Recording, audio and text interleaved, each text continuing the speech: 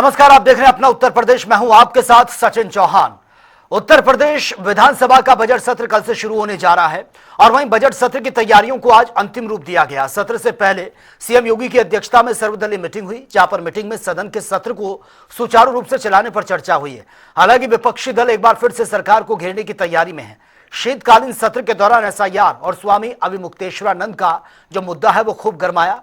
वहीं एक बार फिर से एसआईआर के मुद्दे पर सदन में गर्माहट देखने को मिल सकती है।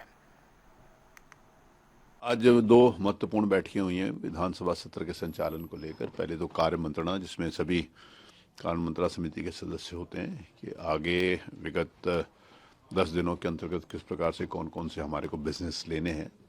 बिजनेस गवर्नमेंट प्रपोज करती है, उसके हिसाब से विधानसभा चलती है।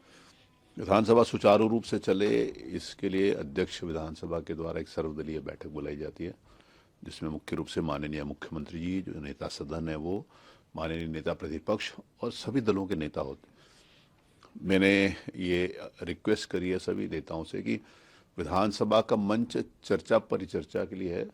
सहमति और असहमति लोकतंत्र का एक महत्वपूर्ण पार्ट है, लेकिन चर्चा लोग करें। क्योस करने से न विपक्ष की बात आ सकती है, न सरकार अपनी बात कह सकता है। तो मेरे को मुख्यमंत्री जी समेत, क्योंकि मुख्यमंत्री तो नेता सदन है, वो तो चाहते ही हैं कि अच्छी तरीके से डिबेट्स हों, हमेशा इस बात के लिए उनकी प्रतिबद्धता रहती है और उनका स्वभाव भी है। लेकिन सभी नेताओं ने इस बात का मुझे आश्वासन दिया है कि विधानसभा का सत्र सुचारू रूप से चलेगा, उनको बोलने का अवसर दिया जाए। मैंने भी ये कहा कि मैं पर्याप्त अवसर सभी माननीय सदस्यों के लिए दूंगा। आवश्यकता पड़ेगी तो 5 बजे के बाद भी शाम को 8 बजे तक भी हम हाउस चलाने की जरूरत पड़ी तो उसको भी चलाएंगे, ताकि सब लोगों को अवसर। राज्यपाल जी का भाषण होगा, फिर निधन का निर्देश होगा, फिर उसके बाद 11 तारीख को बजट आएगा, उसके ऊपर चर्चा होगी। 2 दिन अनुदान मांगों पे भी चर्चा होगी। देखिए, सरकार इस बात के लिए तैयार है कि एक्स्ट्रा समय लोगों को बोलने के लिए मिल जाए, और इसीलिए 8 बजे तक सदन के लिए कह दिया कि भाई 8 बजे तक चल जाएगा। देखिए, 9 तारीख से प्रारंभ हो के 20 तारीख तक है। 9 को अभिभाषण, राज्यपाल का अभिभाषण, और उसके बाद 11 तारीख को बजट पेश होगा और फिर उसके ऊपर चर्चा, अभिभाषण पर और फिर बजट के ऊपर चर्चा होगी। फिर विभागवार चर्चा करते हुए उस पर मत रखे जाएंगे। तो इस प्रकार से लगभग 20 तारीख तक का कार्यक्रम तय। तो जब इनका समय था तो ये क्या करते थे ये नहीं देखते हैं, लेकिन यहाँ पर जो नियमावली में भी 5 बजे तक सदन चलने का है। लेकिन उसके बावजूद पहले भी हमने देखा है कि सदन कभी रात 12 बजे तक भी चलाया गया, आवश्यक हुआ तो 10 बजे तक भी चलाया गया। लेकिन अब लगातार कंटिन्यूअस अगले 10 दिन चलाना है, अगले दिन की तैयारी भी होती है। तो लेकिन फिर भी अध्यक्ष जी ने और संसदीय कार्य मंत्री जी के साथ सभी समिति के सभी सदस्यों के सामने प्रस्ताव रखा कि आवश्यक होने पर ये 8 बजे तक चलाया जाएगा। तो समय मिल रहा है लगातार, प्रतिदिन अगर 3-3 घंटे का समय अधिक मिल रहा है। देखिए, अवधि तो बढ़नी चाहिए, अवधि कम है। हमारे नियमावली में लिखा है यथासंभव कम से कम 90 दिन साल में चले। तो 90 क्या 50 भी नहीं चल पाता, 40 भी नहीं चल पाता साल भर में। अगर विधानसभा चले, जो जन समस्याएं हैं जिसमें कुंठा भरी हुई है लोगों के मन में, उस पर यहाँ चर्चा हो जाए, और चर्चा हो जाए तो सरकार उसके बारे में जवाब दे, तो स्पष्ट हो जाए कि बेरोजगारी क्यों ऐसी है, इसका निदान क्या है, महंगाई क्यों ऐसी है, इसका निदान क्या है, किसानों की समस्याओं का क्या मामला है। इन सारे विषयों पर यहाँ कानून व्यवस्था की स्थिति, इस पर बृहद चर्चा हो जाए। लेकिन समय कम होने के नाते बहुत ज़्यादा चर्चा नहीं हो पाती है। अब इन्होंने 19 तक का रखा है, उसी में तमाम विषयों के बजट हैं। पहले हम लोग जब आए थे तो बजट सेशन लंबा चलता था। बजट सेशन में एक विषय में, जैसे कृषि है, पीडब्ल्यूडी है, सिंचाई है, इस पे 3-3 दिन तक चर्चा चलती थी।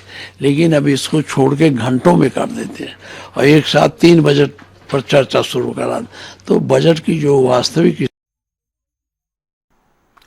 और लखनऊ में सपा राष्ट्रीय अध्यक्ष अखिलेश यादव ने प्रेस कॉन्फ्रेंस कर फॉर्म 7 को लेकर बीजेपी और चुनाव आयोग पर गंभीर आरोप लगा दिए हैं। आपको बता दें कि उन्होंने कहा कि कई जगह फॉर्म 7 प्रिंट कर भेजे जा रहे हैं, जिसमें हंगामा हुआ है। साथ ही अखिलेश यादव ने यह दावा कर दिया कि बीजेपी चुनाव आयोग से मिलकर गड़बड़ियां कर रही है और नंदलाल का उदाहरण सामने रखा है।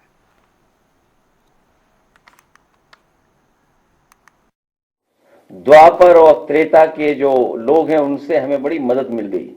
दशरथ और नंदलाल, द्वापर त्रेता सनातनियों के खिलाफ दशरथ, उनकी बात सामने आ गई। और आज हमारे साथ नंदलाल हैं। मुझे खुशी है कि बहादुर नंदलाल हमारे साथ खड़े हैं।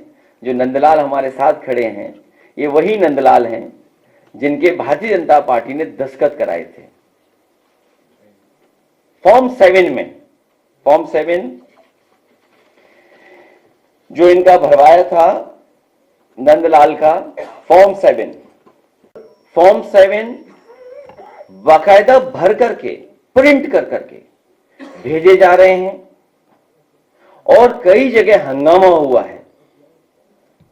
कई जगह की जानकारी हमारे प्रेस के माध्यम से, यूट्यूबर्स के माध्यम से और कई बहादुर पत्रकारों के माध्यम से हम लोगों को जानकारी मिली है। और जिस समय हम लोगों ने यहां से आपत्ति दी, शिकायतें की और जब अपील की यूट्यूबर्स से और पत्रकार साथियों से, तो बहुत सारे पत्रकार साथियों ने जिम्मेदारी निभाते हुए जमीन पर, ग्राउंड पे जाकर के क्या भारतीय जनता पार्टी चुनाव आयोग से मिलकर के गड़बड़ियां कर रही है, वो जनता तक पहुंचाने का काम किया। संत कबीरनगर जिले की प्रभारी मंत्री विजय लक्ष्मी गौतम ने केंद्रीय बजट को लेकर विकसित भारत के संकल्प को पूरा करने वाला बजट बता दिया। प्रेस कॉन्फ्रेंस को संबोधित करते हुए प्रभारी मंत्री केंद्रीय बजट पर अपनी प्रतिक्रिया उन्होंने दी है और कहा कि पिछले साल की कंपेयर में इस बार का जो बजट है 7.7% ज्यादा है, जो हर वर्ग के उत्थान के लिए समर्पित है और 2047 तक विकसित भारत के निर्माण की एक मजबूत नींव है। केंद्रीय बजट 2026-2027 में जो सरकार द्वारा 53,47,315 करोड़ रुपए का बजट पेश किया गया है, जो 25-26 के संशोधित अनुमान से 7.7% अधिक है।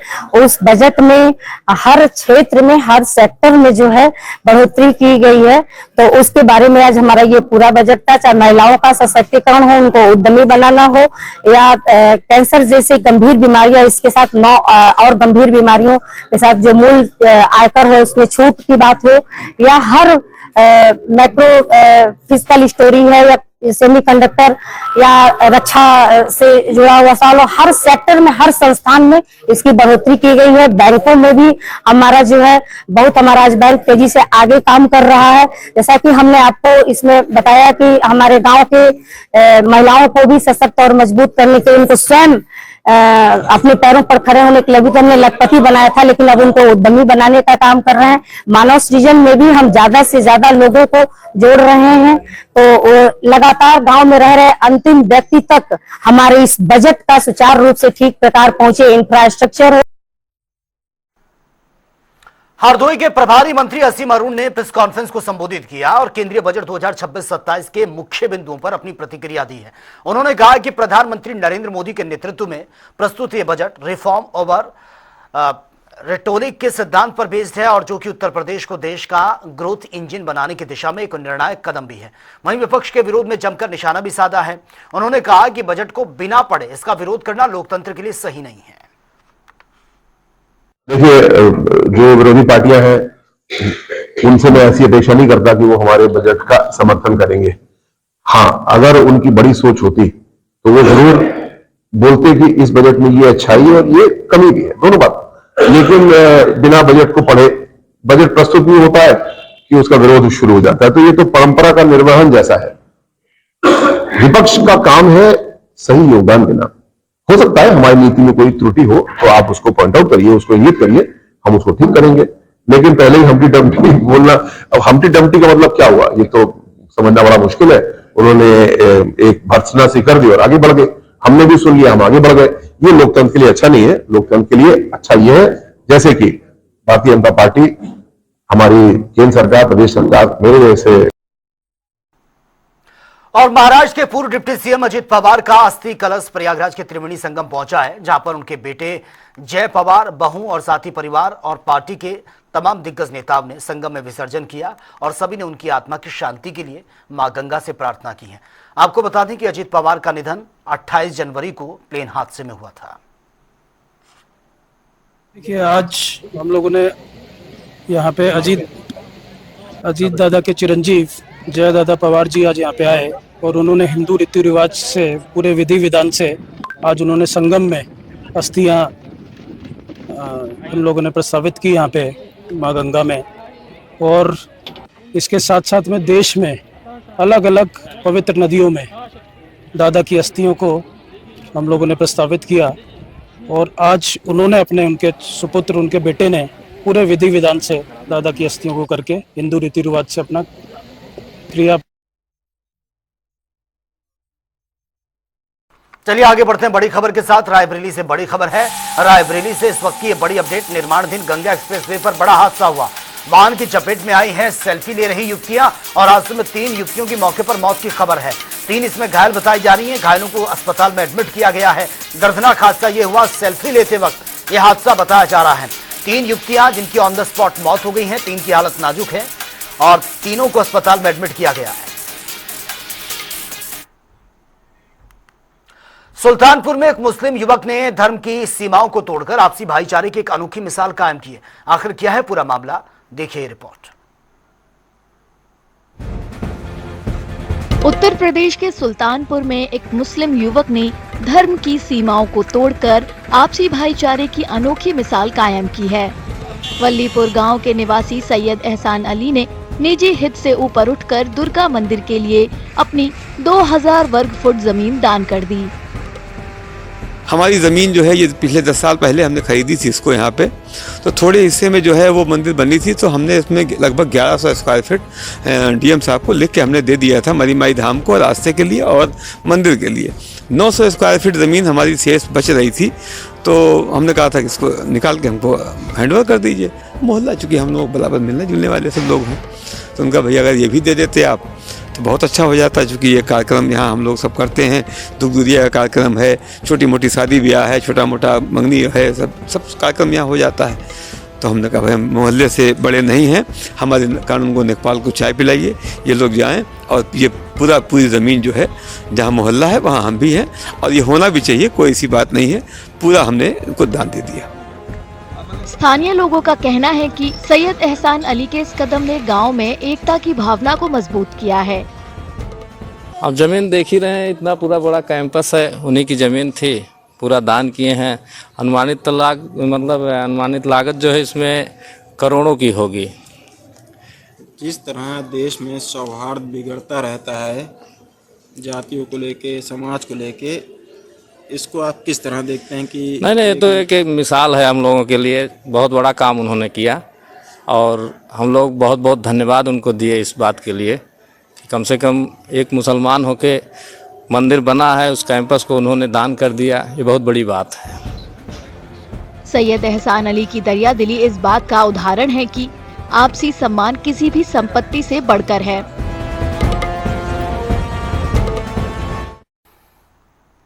सहारनपुर का बिहारीगढ़ थाना क्षेत्र में उस वक्त गोलियों की तड़तड़ाहट से गूंज उठा जब 2 पक्षों के बीच पुरानी जमीनी रंजिश को लेकर यह विवाद हिंसक रूप में बदल गया। दरअसल मामले को सुलझाने के लिए एक मीटिंग बुलाई, लेकिन इस दौरान अचानक से फायरिंग शुरू हो गई और गोली लगने से एक युवक की मौके पर ही मौत हो गई है, जबकि कई अन्य घायल बताए जा रहे हैं। खबर मिलते ही थाना पुलिस मौके पर पहुंची है, मामले की जांच शुरू कर दी गई और इस घटना से इलाके में तनाव का माहौल है। दिन में 3 बजे के आसपास एक घटना हुई है थाना बिहारीगढ़ क्षेत्र में, जिसमें कि पार्टनरशिप को लेके विवाद हुआ और उसमें एक व्यक्ति है शिवम सिंह, जिसको 3 लोगों ने उसके ऊपर गोली चला दी, जिससे वो घायल हुआ। तत्काल उसको अस्पताल भिजवाया गया, जहां दौरान उपचार उसकी मृत्यु हो गई। जो 3 लोगों ने इस घटना को कारित किया है, उनके नाम हमारे पास आ गए हैं। हमारी टीमें उनकी गिरफ्तारी के लिए लग गई हैं। इसमें बॉडी को मोर्चरी भिजवा दिया गया है, मुकदमा कायम कराया जा रहा है। मौके पर शांति व्यवस्था की स्थिति सामान्य है और सभी अभियुक्तों के लिए टीमें त्वरित रूप से लगा दी गई हैं। लखनऊ के सिंगामऊ ग्राम पंचायत में हर घर जल जीवन मिशन के तहत बनाई गई टंकियों और पाइपलाइन में बड़े घोटाले सामने आए हैं। कई टंकियां अधूरी पड़ी हैं। सड़कों पर खुदाई के कारण ग्रामीणों का आवागमन जो है उनको दिक्कतें हो रही हैं। लोग ठेकेदारों और इंजीनियर्स टीम पर नाराजगी भी जता रहे हैं। उधर राजधानी लखनऊ के ग्रामीण इलाके में आप देख सकते हैं भारत सरकार का महत्वपूर्ण प्रोजेक्ट योजना हर घर जीवन के तहत भारत सरकार का सपना था कि हर गांव में हर क्षेत्र में जल जीवन पहुंचेगा, जिससे लगातार इस पानी से लाभ मिलेगा और लोगों को निजात मिलेगा। लेकिन भारत सरकार की जो महत्वपूर्ण योजना है, ये अभी तक तार ठेकेदार द्वारा तार की जा रही। आप देख सकते हैं ये ग्राम पंचायत सिंघा माव लगता है जो बरगदी है, तो यहाँ पे एक टंकी का निर्माण भारत सरकार द्वारा कराया गया था कि हर घर जल जीवन मिशन के तहत लोगों को पानी मिलेगा। हालांकि भीषण गर्मी की तैयारियां चल रही और ग्रामीण अंचल की बात कही जाए तो प्रधानों द्वारा जो हैंडपंप थे वो कहीं ना कहीं खराब हो चुके हैं और ये जो सरकार की महत्वपूर्ण योजना है ये तार नजर आ रही है। आप देख सकते हैं टंकी एक बनाई गई यहाँ पे, अभी अधूरी खस्ता हाल पड़ी है, जो बांस बल्लियां लगाए गए हैं, आधी टंकी भरी है, जिसे कहीं ना कहीं ग्रामीणों के लिए एक मुसीबत का सामना बना हुआ है और ये बहुत बड़ी प्रोजेक्ट है। अब इसकी लागत अगर बात करी जाए तो लागत इसमें दर्शाई गई है। यहाँ पे लागत की हम बात कर लेते हैं, एक बोर्ड लगाया गया है, हर घर जीवन मिशन योजना के तहत एक बोर्ड लगाया गया था कि ये 2,79,74,000 रुपए से बनाई गई है। हालांकि अभी ये जो है तो इसमें जब इंजीनियर से बात की गई तो इंजीनियर ने साफ तौर से कहा कि कई किस्तों में काम होना है, जो कि अभी पूरे किस्तें फिलहाल नहीं पूर्ण हुआ, इसलिए काम रुका है। और देख सकते हैं यहाँ पे कुछ ग्रामीण इनसे भी जानेंगे कि किस तरह के यहाँ के लोगों को, नागरिकों को दिक्कतें आ रही है, घर घर जीवन में पानी पहुंच रहा है नहीं पहुंच रहा है, किस तरह की दिक्कतें आ रही है। भैया ये जो भारत सरकार की महत्वपूर्ण प्रोजेक्ट ड्रीम है, हर घर जीवन मिशन के तहत लोगों को इसका लाभ मिल रहा है, पानी पहुंच रहा है? देखिए बिल्कुल, जो डबल सरकार जो है प्रदेश सरकार से लेकर केंद्र सरकार तक, जो सरकार ने ये योजना बनाई है ग्रामीणों के लिए, जनता के लिए कि हर घर एक टोटी लगेगी और सारी सुविधाएं पानी की मिलेंगी। लेकिन जो ठेकेदार हैं उनकी अगर बात की जाए तो लगभग 4 से 5 साल बीत रहा है। एक टंकी बनवाई, आप देख सकते हैं टंकी की जो बनवाने का पैसा भी बहुत अच्छा हुआ है, 2,74,00,000 जो 74,000 रुपया है, ये बहुत रुपया है, सरकार के बड़े पैमाने पे है। लेकिन डबल सरकार जो है हमारी लगातार किसानों के लिए और ग्रामीणों के लिए, शहर के लिए बहुत अच्छी सुविधा बनाई कि जो हैंडपंप से खराब हो जाता, जो प्रधान है जो उन्हीं नलों के नाम करोड़ों रुपया खर्च निकालते थे और उस भ्रष्टाचार को देखते हुए सरकार ने जो टंकियां का निर्माण करा रही कि हर घर में पानी देंगे, उन अपने अनुसार देंगे। और जो भी सबसे अच्छी सुविधा ये है कि ये सोलर से है, क्योंकि सरकार लाइट तो कभी भी जा सकती, लेकिन सोलर जो है सूर्य जब तक निकलेंगे तब तक इस पानी की व्यवस्था रहेगी और बराबर पानी लोगों को मिलता रहेगा और अच्छी सुविधा है। लेकिन जो भ्रष्टाचार अगर देखा जाए, जो अधिकारी हैं या ठेकेदार हैं या जो सरकार है, और जिसको देखा जा सकता है कि अगर ये जल्दी सुविधा कर दे तो हो सकता है ये अच्छा व्यवस्था हो जाए। अगर सूर्य नहीं निकलता है तो इससे टंकी से जो पानी की व्यवस्था है वो पूरी होती रहेगी। जो ग्रामीणों से साफ तौर से निकल आ रहा है कि कहीं ना कहीं कुछ ऐसे बीकेडी तहसील क्षेत्र में गांव हैं या ग्राम पंचायत है जो पानी नहीं पहुंचे, किस तरह की दिक्कतें आ रही है लोगों को? देखिए बिल्कुल सही कहा आपने, कहा कि अगर बीकेडी क्षेत्र की बात की जाए तो बीकेडी क्षेत्र के लगभग 94 ग्राम पंचायतें हैं। लगभग सभी राज्य पंचायतों में टंकियों की सुविधा दी गई है सरकार के द्वारा और सभी लोगों को पानी दिया जाए। पानी तो बिल्कुल ये दे रहे हैं, जो सोलर की सुविधा है, डायरेक्ट पानी सप्लाई है, लेकिन टंकी की व्यवस्था इसलिए सरकार कर रही कि अगर वक्त जरूरत सूर्य नहीं निकलता है तो वो पानी बिल्कुल लोगों को पहुंचता रहेगा और किसी भी प्रकार की दिक्कतें नहीं होगी। तो आप देख सकते हैं ये लगातार यहाँ के नागरिक हैं, इनका साफ तौर से कहना है जो सरकार का महत्वपूर्ण प्रोजेक्ट ड्रीम है, ये टोटल 94 ग्राम पंचायत है, जिसमें कहीं जो अभी अधूरी टंकियां पड़ी हैं और कुछ जो टंकियां हैं संपूर्ण हो चुकी हैं, जो लोगों तक पानी पहुंच रहा है और कहीं के नहीं पहुंच रहा। फिलहाल इस ज्यादा जानकारी के लिए हम और भी कुछ ग्रामीण उनसे भी बात करेंगे। लोग ये पड़ताल भी जारी है। आप देख सकते हैं जो टंकियां बनी है इनमें अधूरा काम पड़ा हुआ। कैमरा पर्सन रियाज के साथ राजेंद्र, लखनऊ। तो चलिए बात होगी तमाम खबरों की ताबड़तोड़ अंदाज में।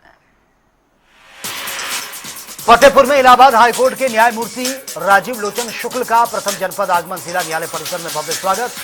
न्यायपालिका कर्मचारियों को दिए अहम सुझाव। लखनऊ में नवागत अपर पुलिस महानिदेशक प्रवीण कुमार ने अपर पुलिस महानिदेशक लखनऊ जोन का पदभार संभाला। मिर्जापुर में नवागत एसपी अपर्णा रजत कौशिक ने कार्यभार संभाला। विंध्याचल धाम में किया दर्शन पूजन।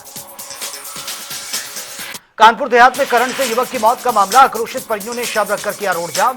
पुलिस पर लापरवाही क्या? लखनऊ में सोहेलदेव आर्मी का यूजीसी समर्थन में प्रदर्शन।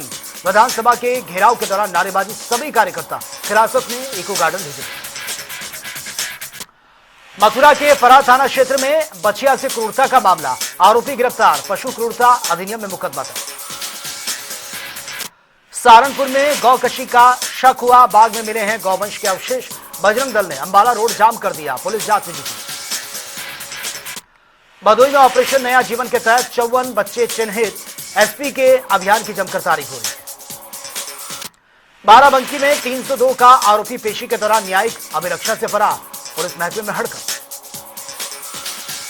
यमुना एक्सप्रेसवे पर हादसों पर यह सख्ती, मंडलायुक्त और डीआईजी ने की समीक्षा मीटिंग, बिना परमिट वाले वाहनों को रोकने के निर्देश दिए।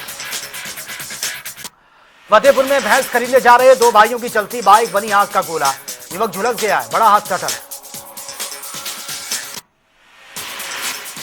आगरा में होटल ताज हाइट्स के टॉप फ्लोर पर भीषण आग लगी है, कार्यक्रम के दौरान मची अफरा तफरी, समय रहते होटल्स को खाली करवा दिया गया, फायर ब्रिगेड ने बमुश्किल आग को कंट्रोल किया।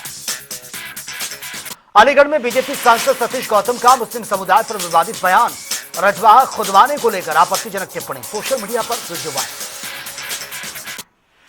कानपुर देहात में शादी में युवक का अवैध असला लहराकर डांस का वीडियो सोशल मीडिया पर वायरल, विरोध करने पर पिटाई का भी आरोप है, पीड़ित की शिकायत पर पुलिस ने जांच शुरू की। फिरोजाबाद में दर्दनाक सड़क हादसा, फतेहाबाद रोड पर बस की टक्कर से 19 साल के युवक की मौत, एक अन्य युवक घायल, मामले की जांच में जुटी है पुलिस। लखीमपुर खीरी में अज्ञात वाहन की टक्कर से बाइक सवार 2 लोग गंभीर रूप से घायल, एक्सीडेंट के बाद जल गई है बाइक, सूचना पर पहुंची है पुलिस। सहारनपुर में पुलिस की गौवंश के साथ मुठभेड़ हुई है, गौकशों के साथ 50 कारतूस और गौकशी के उपकरण भी बरामद हुए। बहराइच में आदमखोर तेंदुए का आतंक लगातार जारी, हमले में एक बच्चे की मौत, दूसरा गंभीर रूप से घायल, बहराइच के मेडिकल कॉलेज में एडमिट है। लखीमपुर खीरी में युवक ने की आत्महत्या, सुसाइड से पहले वीडियो बनाकर कुछ लोगों पर आरोप लगा दिए हैं, जांच कर रही है। कानपुर में अवैध हुक्का बार पर पुलिस की बड़ी कार्रवाई, रेस्टोरेंट में छापेमारी, मौके से 5 कर्मचारी गिरफ्तार, भारी मात्रा में हुक्का और साथ ही फ्लेवर भी बरामद। मथुरा में श्री बांके बिहारी कॉरिडोर के लिए 2 रजिस्ट्री, आगामी दिनों में 20 रजिस्ट्री होने का अनुमान है, अब तक करवाई जा चुकी है कुल 6 रजिस्ट्री। मथुरा में रिजर्व पुलिस लाइन गेट के पास नशेबाज का हंगामा देखने को मिला, चलती गाड़ियों पर जमकर पथराव किया और खुद बस की चपेट में आ गया शराबी, वीडियो सोशल मीडिया पर वायरल। बुलंदशहर में यात्री सवार ई रिक्शा की बैटरी में विस्फोट हो गया, एक ही परिवार के 5 लोग घायल हो गए, राहगीरों ने नजदीक अस्पताल में एडमिट कर लिया। बदायूं के बिसौली में आयोजित संपूर्ण समाधान दिवस समारोह में एक दंपति ने जमीन अवैध कब्जे का आरोप लगा दिया, सूचना मिलते ही पुलिस ने हिरासत में लिया, हंगामा दंपति ने किया। इटावा के खेत में मिला शव, तमंचा भी बरामद हुआ, मृतक की गोली लगने से मौत, शव को बरामद कर मामले की जांच में जुटी है पुलिस और फोरेंसिक की टीम। सऊदी अरब में फंसे भारतीय लौटे हैं अपने घर, सऊदी अरब के अभाव में फंसे थे 161 भारतीय, वीडियो जारी कर सरकार से लगाई थी मदद की गुहार।